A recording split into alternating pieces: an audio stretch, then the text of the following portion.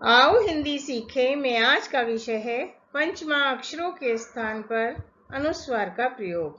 भाग 1 में यह हम जान चुके हैं कि अनुस्वार का प्रयोग शिरोरेखा के ऊपर एक बिंदु के रूप में होता है।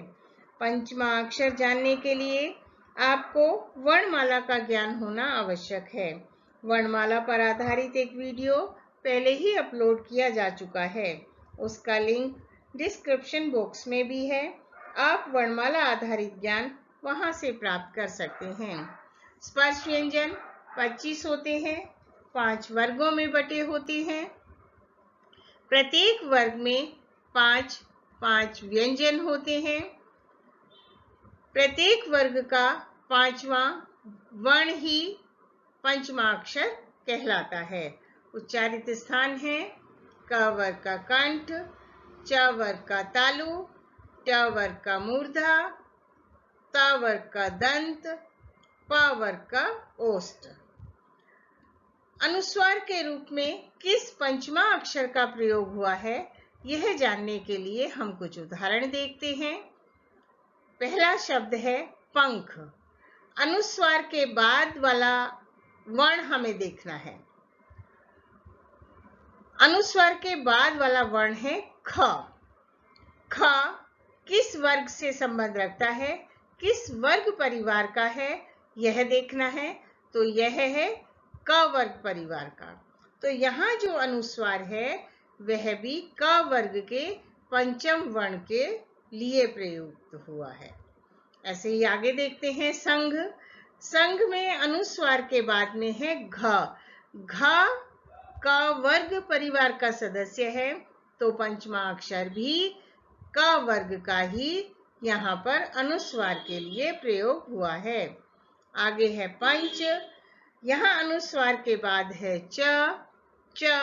च वर्ग से का सदस्य है, तो अनुस्वार का प्रयोग भी यहाँ च वर्ग के पंचमा अक्षर के लिए होगा। पंछी अनुस्वार के बाद में है छ। च वर्ग का है, तो यहाँ अनुस्वार भी च वर्ग के पंचमा अक्षर के लिए प्रयोग हुआ है। इसी तरह अगला शब्द है घंटा। घ के ऊपर अनुस्वार है और उसके बाद में लिखा है ट वर्ण। ट वर्ग का है, वर्ग से है, यानी ट वर्ग परिवार से है, तो यहाँ जो अनुस्वार है वह ट वर्ग के पंचमा अक्षर ही के लिए ही हुआ है। कंठ का अनुस्वार के बाद में है ठ। ट वर्ग परिवार से है, तो यहाँ अनुस्वार ट वर्ग के पंचमा अक्षर के लिए हुआ है। इसी तरह दंत में द के ऊपर अनुस्वार है, अनुस्वार के बाद में है त वर्ग परिवार से है, तो यहाँ पर जो अनुस्वार है वो त वर्ग का पंचमा अक्षर के लिए हुआ है। इसी तरह पंथ। प के ऊपर अनुस्वार है और इसके बाद में है त वर्ग का सदस्य है, तो यहाँ जो अनुस्वार है वो त वर्ग के पंचमा अक्षर के लिए होगा। अब देखते हैं आगे चंपा। अनुस्वार के बाद में है प वर्ग का सदस्य है, तो यहाँ पर प वर्ग अनुस्वार प वर्ग के पंचमा अक्षर के लिए प्रयोग होगा। इसी तरह दंभ। भ प वर्ग परिवार का है, तो यहाँ पर जो अनुस्वार है वह भी प वर्ग के पंचमा अक्षर के लिए प्रयोग हुआ होगा। नियम एक ही है सभी में। हमने अनुस्वार के बाद वाला वर्ण देखना है।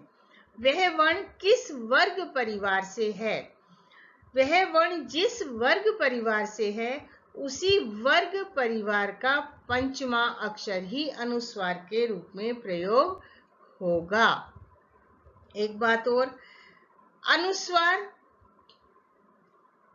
जब अपने पंचमा अक्षर जब अपने स्वरूप में लिखा जाता है तो वह आधा होता है, स्वर रहित होता है।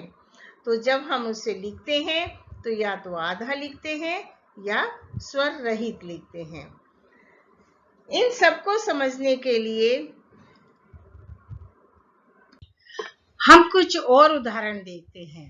आप इन दिए गए शब्दों को पढ़िए और इनके साथ प्रयुक्त इनके उच्चारित रूप को भी पढ़िए और समझने का प्रयास कीजिए कि किस तरह से ये पंचमा अक्षर अनुस्वार के रूप में प्रयोग हुए हैं। अनुस्वार ध्वनि की यह विशेषता है कि इसका अपना कोई निश्चित उच्चारित रूप नहीं होता। इसका उच्चारण इसके आगे आने वाले अर्थात इसके बाद में आने वाले व्यंजन से प्रभावित होता है। अर्थात ये जिस व्यंजन से पहले आता है उसी व्यंजन की नासिक ध्वनि के रूप में इसका उच्चारण किया जाता है। अनुस्वार के उच्चारण के इन्हीं नियमों को पंचाक्षर के नियम कहते हैं। आशा करती हूँ आपको पंचाक्षर का अनुस्वार के रूप में प्रयोग समझ में आ गया होगा। आप इसे बार बार देखिए। यदि कुछ समझ में ना आए तो प्रश्न पूछिए, प्रश्नों का उत्तर अवश्य दिया जाएगा। चैनल को सब्सक्राइब करें। धन्यवाद।